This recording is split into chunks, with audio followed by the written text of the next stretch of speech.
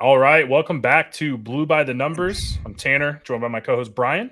Brian, it's been a couple weeks, man. How you been? It's been a minute. I've been really good. Yeah, it's all good. Survived the hurricane down here, and Yeah, life's good otherwise. yeah. Hurricane. Well, was it Milton It or was Milton. Yeah, Helene? At this point, I mean, we get so many hurricanes, but it caused some technical difficulties for us. But we're backing at it, and we're back at it. Yep. yeah, very excited to. I'm being a little sarcastic. I'm being a bit Yeah. of a smartass, Brian, to talk about this team. And I've given my thoughts a lot on our normal Blue by 90 podcast, and so I'd like to give you just some time here to, just air it out. Yeah. Give me your grievances. I'm sure they're all very similar to the rest of us, but not been a fun year on the field for Michigan. No, I mean, I think the bar and the expectations of this fan base, and for you and for me, are so high that it's so easy to get let down. And I always try to stay pretty level headed and try to always be the voice of optimism. Even though in my head I might be very frustrated and saying unkind words, but it's tough not to be really frustrated with where we're at. The fall off is at following a national championship. I mean, we're looking at historic levels of fall off at this point. I mean, I think there's time to still right the ship, starting with this week. And the optimist in me says that they can still do that, but there's certainly some glaring holes that are alarming. Yeah, I mean, you sent in, I don't know if you tweeted this, but Brian made a great graphic detailing Michigan's, offense and defensive stats in their Big Ten rank over the last decade plus, going all the way back to Brady Hoke's first season in 2011. And I think the thing that's really jarring is that offensively, at least for total yards per game, passing yards, it is worse than any Brady Hoke offense. Points per game, it is 0.2 points better than the 2014 offense. Otherwise, it's substantially worse by like 33% at least. So, in defensively, rushing defense is pretty solid, but they're 14th in the Big Ten, giving up 22 points per game, which it's not terrible, right? I mean, they gave up 10 last year, 16 points per game, and 22 and 21. 22.1 is, kind of right in line with a lot of the earlier Harbaugh era teams, maybe a little bit more. And how much of that is because they can't get off, they can't keep the defense off the field. Talk about the Michigan offense, right? Yeah, yeah. So defense has been not where we expected them to be. Maybe a little disappointing, but also not awful. But man, when you just kind of put it all together, does not paint a pretty picture for 2024. Here's the thing: is like you listen to other podcasts, listen to the rhetoric around the fan base, and it's like doom and gloom. The sky is falling, and I'm in no position to say that's not the case. But the notion that we should just blow the whole thing up, and it's not just one thing; it's a bunch of things.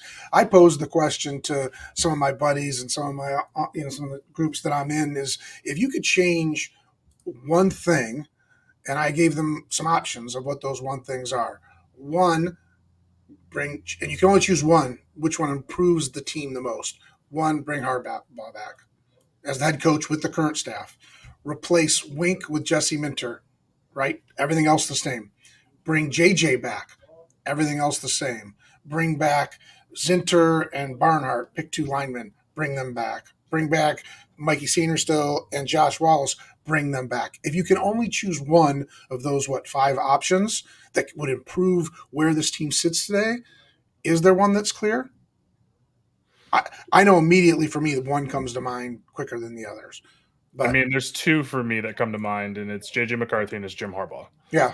I think with JJ and this current team, they're 6-1, right? Because I've had my grievances with the offensive play calling and some of the creativity or the lack thereof within the offensive game plans.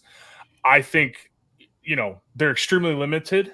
I don't know how good Kirk Campbell is. He was the quarterback coach last year. He called plays against ECU. It looked pretty good, for the most part. We were pretty excited after that game, and I was excited about the prospects of him becoming the full-time offensive coordinator. So I think if you have JJ McCarthy, I think if you have a replacement level quarterback, I think you have Davis Warren without turnovers. This team is 6-1, right?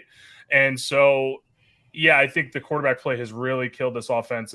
It's tough to look good as an offensive line when teams are able to really stack the box and force you to try to take deep shots. That was kind of the running joke against JJ McCarthy, like, oh, stack the box and make him beat you deep. Well, he was, he wasn't the most accurate deep ball thrower early in his career at Michigan, but he was, that intermediate 10 to 20 yards, he was dangerous. So I think with JJ, this team is again 6-1. They probably still lose to Texas, probably a little bit more competitive. You keep the stadium into it for a little bit longer, but then Jim Harbaugh, I mean, that's one that's right up there with JJ McCarthy for me. Yeah. And in that hypothetical, since we're talking about it, if Jim Harbaugh is still the coach, then does he have the ability to go and get a transfer quarterback? Yeah, right? But you can't change that variable for this exercise that we're doing. You can't change that variable because Wilton Spate was 14-3 as a starter at Michigan. So yeah, but he's a lot better than probably these current guys.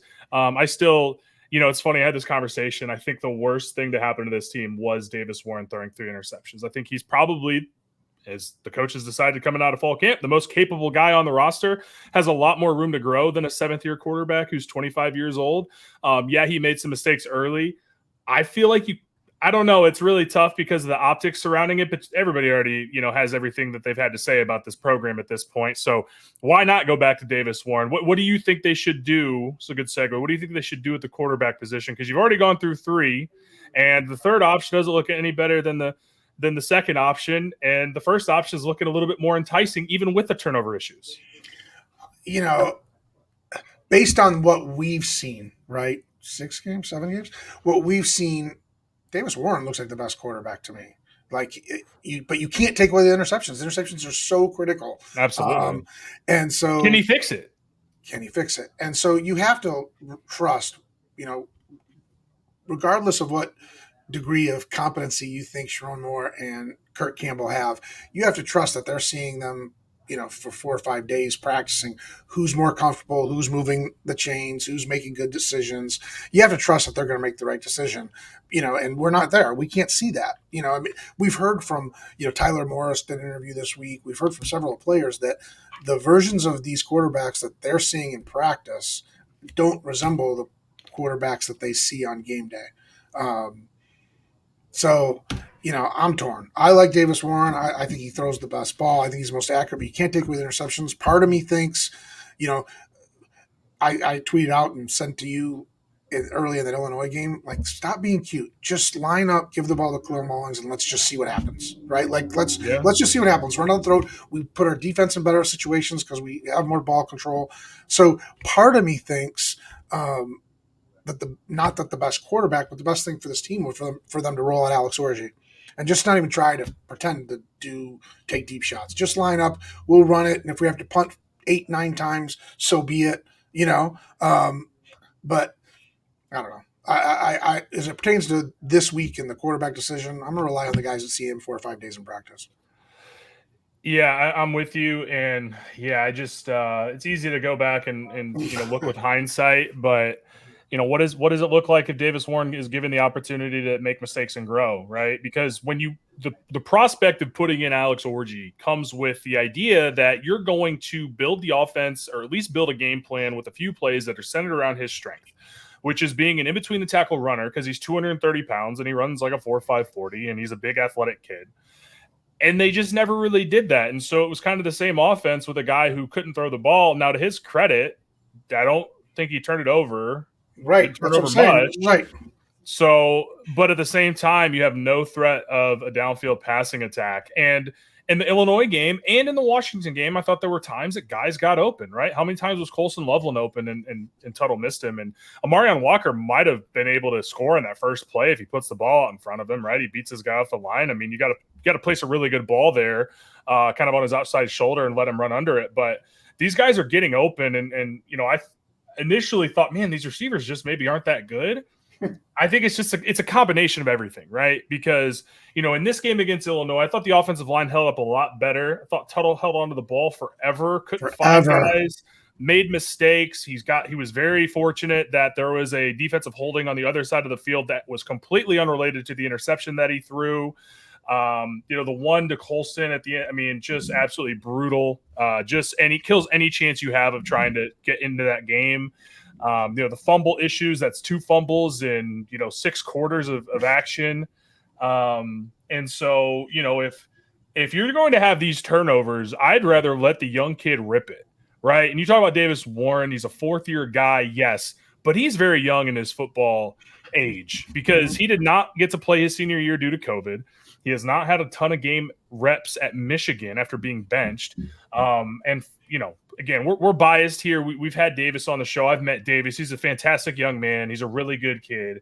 And, you see him on the sideline, man. He's still out there. He's a leader, right, on this team, and he's still out there, getting excited when the team makes a good play. And so, I think it might be a little bit easier to go back to a kid like that who's faced a lot of adversity and lets it kind of fall off his back and brushes off his shoulder and says, whatever, let's keep it moving.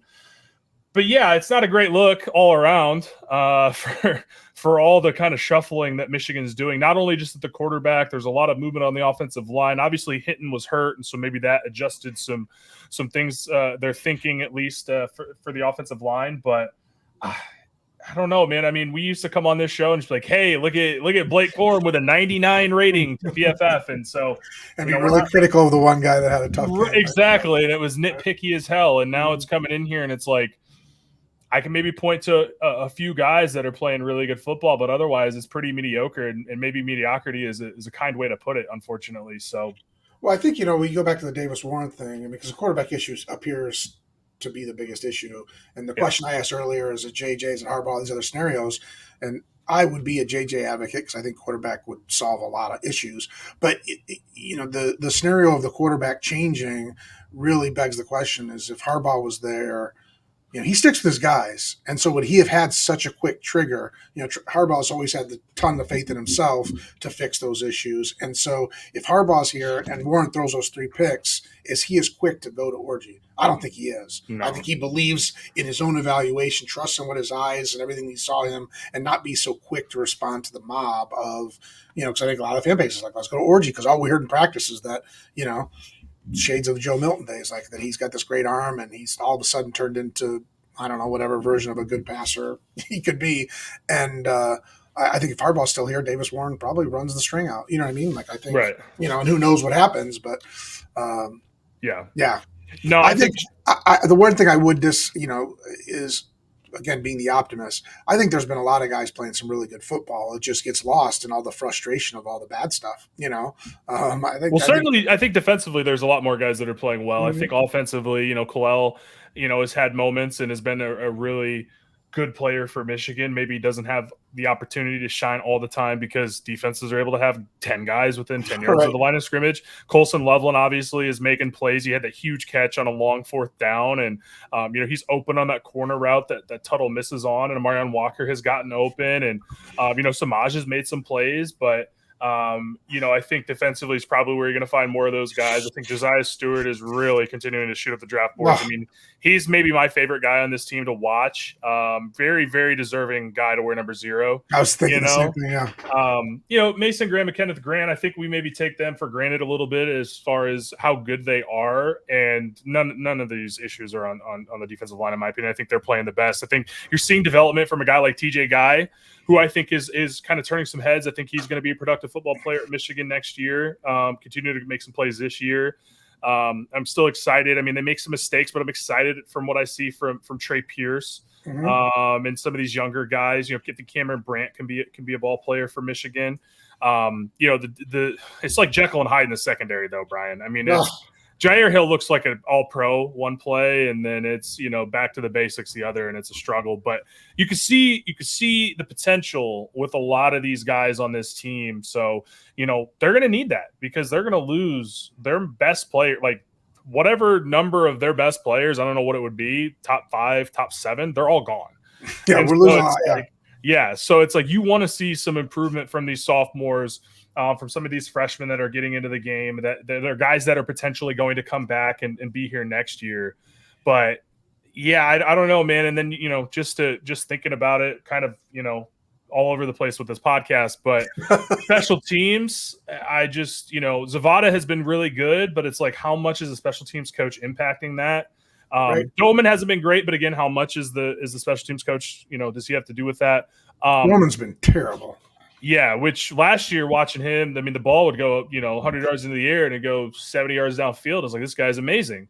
I don't know what happened there, but They have like really four. They have like four punters on the roster. Like I watched that game, and I think, how do you keep letting this guy punt? Like he's, why all does due this respect always to Tommy, happen? but he's been bad all year. Like Why does this happen? These they have guys start Holland off. back, they have Samaha, like they have other guys there. Like I give don't. someone else a shot. I feel like we've talked about this because, and we love Brad Robbins. I thought Brad towards the end of his career was not as good as early in his career. I don't know what, and then same thing with Tommy. I don't know what's going on.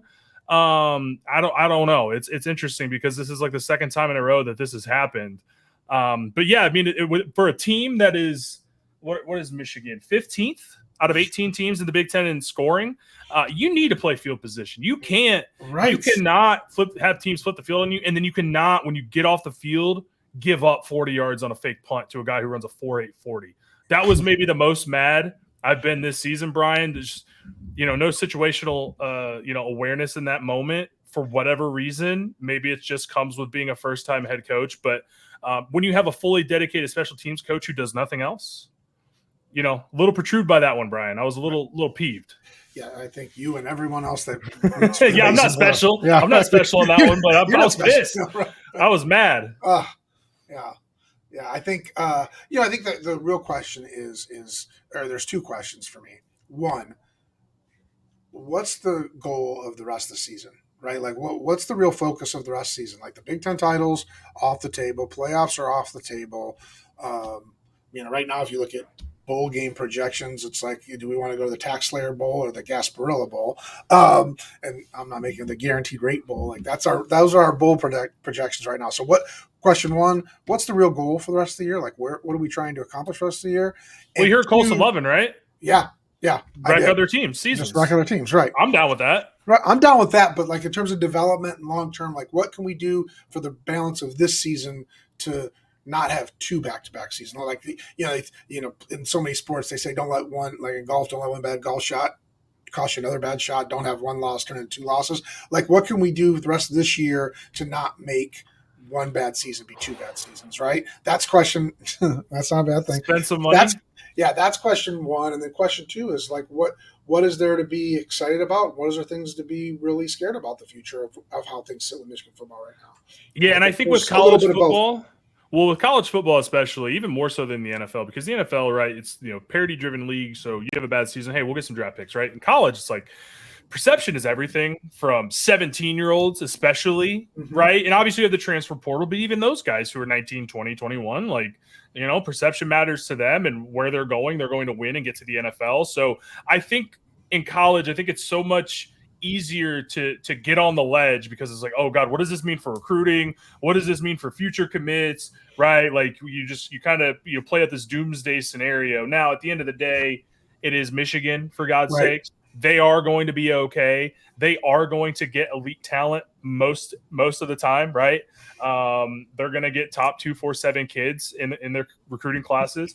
But to your point, how do you ensure that this does not become, this is a year zero situation now? Right. How do you make sure that it's not another reset next year, right? Like you have to make really good decisions and maybe have a stroke of luck with who your quarterback's going to be, right? Is it going to be a phenom freshman coming in next year? I'm not getting my hopes up, guys. I'm just going to be honest. I'm not going to do that. But is it going to be a guy from the portal who's had a lot of experience, who's played well at maybe Dave Portnoy's going to pay $3 million to?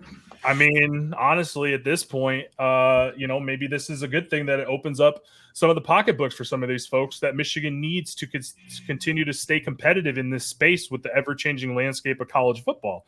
I don't think it's a good thing to be losing the way they are. They should be 6-1. I mean, after the Minnesota game, it's like, okay, they were dominant in the first half and had some things to clean up, but this is a team that should be, win its next 3 games and go into the Oregon game 7-1, set up a big matchup at the Big House against the currently number 1 team ranked in the country. And instead you fall flat on your face at Washington and you fall flat on your face at Illinois, and you lose 2 games you honestly should have no business losing ever. Especially with this team still very talented, right? At least on paper.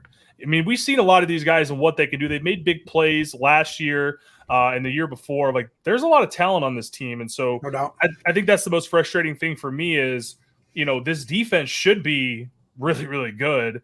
And, you know, people had their problems with Wink Martindale. I thought the defense was really solid on Saturday against Illinois. Against Washington, you know, maybe some bad luck with the slipping. I thought Washington and Jed Fish took advantage of Michigan, though, in that matchup, at least schematically. So, but yeah, now you're sitting here at 4-3. You should be undefeated in the Big Ten. I don't care what anyone says. You should have won those 2 games, and you didn't. And so now you've got Michigan State coming in, who looks really well coached. Maybe not the most talented team. They certainly don't have as much talent as Michigan, at least on paper, but they play together. And Aiden Childs makes some mistakes, but he's a really good ball player, and he's a young kid who's growing through those kind of growing pains right now. And so you look at kind of the difference in these 2 teams who are both 4-3. Michigan State is really well coached. And I don't feel that about Michigan, which is really unfortunate because over the last decade, Michigan had been one of the better coached teams in the country. And last year, they were the best coached team in the country. They didn't turn it over. They didn't have penalties. They didn't make stupid mistakes. They were smart. They made the right types of plays. I just don't see that from this year's team, man. So it's a really interesting position now to be sitting here at 4-3. Your season's kind of on the line on Saturday. It really is. It feels like, you know, particularly who the opponent is. Like, pick some other 500 opponent in the Big Ten, you know, put Maryland uniform on them, right, or Minnesota on them. It would still feel like a lot is at stake, but just, you know, particularly coming off the 49-0 manhandling last season, like, you start to take that game for granted. Like, losing the game this Saturday would just be so defeating. It would just be so like whatever the opposite of icing on top of the cake is, you know, like, you know, it's pouring acid on our wounds or whatever. You know, I just feel like we have so much at stake. And, you know, on one hand, I look at the game Saturday, I think, you know, even in Michigan's bad years, we've always been pretty tough to beat at home. Like the Shea Patterson year, Shea Patterson lost 1 game in 2 years as a starter at Michigan. You know what I mean? Like, we've always been pretty good at home. It's a night game. Like, that should bode well for us. But what happens sometimes in those situations, particularly when you have a fan base with the mental state that ours is in right now, you know, if that game starts going sideways a little bit. Oh, they're coming out. They're coming out, right? Like 2, 3 and outs. Yeah. The birds are coming, man. Right. And so, you know, start quick, you know, like, because I don't, you know, what's crazy is that we're 7 games removed from a national title that our fans could be booing anything. But, you know, that's the reality we're in, and it will be there. People will be booing. So, you know, it's like quicksand a little bit. Like, if they get off to a good start and it's just competitive back and forth, and it's, you know, it's 14-12 at halftime or something, either way, I think we're okay. But if for some reason we get down a couple touchdowns like we did to Illinois, that place is going to get ugly. So, you know, I hope you know, what I'm hopeful for is whatever quarterback they choose, they come in with a good game plan that's not just thinking about one player. Like, I felt like they thought we need to get Tuttle going, so we're going to take some deep shots. But that didn't keep in mind of the impact that it has on the run game, on the time of possession, on complementary football, the position I might put the defense in. Forget about trying to get any one particular person going. Think about the game plan that at the end of the day, you can look in the mirror and say, hey, this game plan was sound, and we'll deal with whatever consequences come of that game plan. And that seems pretty clear to anyone that's watching. I don't think anyone that watches this team thinks, let's line up, and Michigan State doesn't have a great run defense. Let's run the ball down their throat. And if we lose running the ball down their throat, then we lose running the ball down their throat. Let's not get silly. Let's not get too creative. Let's not try to get Tuttle, Davis, Orgy going. Let's just play Michigan smash mouth football and deal with the results that they can. Like, I'll sit here on our podcast next Tuesday and say, hey, you know what? I'm really sad that we lost to Michigan State. But at least we did it our way, you know? Yeah, I mean, I think Michigan, you know, despite not having the talent offensively they've had the last few years, still needs to try to run an offense that dictates the game, to your point, and that starts with running the football with Chloe Mullings. You know, and I've said this for 2 years now. There are ways that Donovan Edwards can help you win games. I just don't think it's lined up as a running back behind a quarterback, you know, or to the side of the quarterback. I think it's in motion. It's getting him lined up and mismatches on a linebacker or a safety and letting him run routes. But again, I'm with you. I think you need to run the ball. You need to establish the line of scrimmage on both sides of the ball. And on offense, if you can, and if you're getting, you know, large chunks on the ground, 5, 6, 7 yards a pop, you have to take advantage with play action. You cannot pass the ball and there be no threat of a run. You have to have play action in the game plan. And that's honestly, again, they won the national championship last year, so it's hard to have gripes. But the last 3 years, I think my biggest complaint is the fact of how well they ran the ball, and they never seemed to run play action as much as they should have. Right. Because you get those linebackers' eyes in the backfield, and even if it's just one false step, you've got the ability to throw the ball and hit somebody over the middle because that linebacker's maybe late to his spot, right? So run the ball, use play action, be creative. I loved what I saw on that 3rd and 7 conversion against Illinois, where it's kind of a pop pass to Colson Loveland. I thought that was phenomenal. The blocking on the right side was almost like a power sweep. I thought it was beautiful. I need more of that. Like when I watched the Lions on Sunday, Brian, I'm like, wow, that was awesome. I need to be able to, I want to say that like 5 times about Michigan's offense. Just give me 5 awesome plays a week. Well, what's frustrating about the last few years, particularly with JJ, I think one of the reasons JJ went top 10 in the draft is because of how good. I think he had the highest passer rating in the country in play action last year. And so that's what was frustrating as a fan is it works so well, you know? I think not everyone is comfortable in play action. Not every quarterback is comfortable with turning your back to the defense and then have to turn and see the field in front of you and make decisions and read what you want to do and read what's in front of you. And I don't think every quarterback's comfortable with that. And I think that sometimes limits the play calling there. I think we take for granted that everyone likes that run action and to kind of get the defense on their heels. But if you can't process what you see in front of you, then that's kind of a challenging thing to call. So I just wonder if part of the reason is we're not calling that is because they don't have confidence that our quarterbacks can turn their back to defense and process the information fast enough to make a good decision. Just give me a flea flicker. There you go. Right? Well, what's the over? Vegas odds? We haven't had one in a few weeks. I would bet big money on a flea flicker at some point in the Michigan offense on Michigan State. Like that's a staple in this offense. We haven't run in a few weeks, so I imagine we're going to see one on Saturday. Yeah, and then do the Purdue fake pitchback, and then Devin Maccabee play. Yeah, that was great. Yeah. I mean, you got to be weird, right? Like you are just so dysfunctional offensively a lot of the time that like you kind of just have to be weird and do out of the box things to have any sort of a chance of success. So because who knows, you get a couple plays that you fool the defense on. Now I'm sure they're saving that stuff to have a snowball's chance in hell against some of these top 5 teams left on the schedule. So maybe you don't want to break them out now. Maybe the plan is to just ruin other teams' seasons, like Colson Loveland said. But I think you got to think outside the box. You got to have a little bit of weirdness in the playbook this week. I don't want to think about what happens or how this fan base reacts should it not go Michigan's way, because it's not going to be pretty. You thought the message boards were crazy when they were talking about fireworks. Just you wait. Because I've been there, and I think it's probably even worse now than it was in the Hoke days. But I was on 247 because I was, even in high school and college, I was a nerd and I love this stuff. So I was on there. It was not pretty then. It will not be pretty now. And I just really hope they win this one, Brian, because it's going to be rough, and we're going to sound like the other team in this rivalry and say, "Oh, it's basketball season."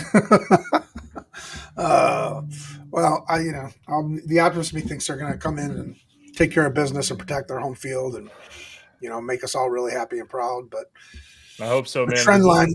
This is their best chance to a bowl game, by the way. Not that bowl games mean much of anything nowadays, but it is their best chance to get to 6 wins. I'm not going to a bowl game, particularly this team needs to go to a bowl game. They need the 15 practice. They need the extra practice. They need to see what they got. And, because you have to assume any bowl game we play in, Loveland's not playing in, Graham's not playing in, Grant's not playing. We're like most of our best players aren't going to play, so we'll get a really good look at, the guys who are going to be playing in 2025. Yeah, and maybe show some guys, hey, there's a lot of playing time here too. Yeah, because it ain't good. The portal's still going to be open when they're playing their bowl game. Definitely, unless they somehow do something miraculous, which I just don't foresee being in the cards. Unfortunately, this was our most negative podcast. No doubt, Brian. This is not fun. I don't know how people do this when your team's not great. Hey, I'm still out here. We're still taking it on the chin. Justin and I are still doing it weekly, and right. It's just bad enough having these conversations. Then you have the infighting. You get upset, and you disagree with somebody who's a Michigan fan, and it's just not a great time. So this would be a galvanizing moment, not just for the team, which it would be, but for the fan base. Just give us something to rally behind. Give us something good. It's been. It's been almost a month since Michigan's won a football game. So sure would be nice to get on the get in the win column here. And at the very least, we do have our beloved Detroit Lions, Brian. They are keeping me sane. Yeah, no doubt. I told my wife on Sunday, she's like, wow, don't think I've ever seen you like this for Lions game. I'm like, that's because I normally expend Right. all my energy on Saturdays, and I'm Right. really pent up, and so I'm getting really excited about these Detroit Lions. But yeah, football, man, it's been tough. But nowadays you can overhaul a program in one offseason. No Look doubt. at Indiana. Look at a lot of these programs. So bear with us. We'll try to hopefully be more optimistic the next show. Hopefully we have a Absolutely. reason to be. But as always, certainly appreciate everyone listening. You can follow us on Twitter, Blue by 90, Instagram, Facebook, Blue by 90. You can check out our website, blueby90.com. Check out our podcast, YouTube, Apple, Spotify. We appreciate you. Go Blue. Go Blue.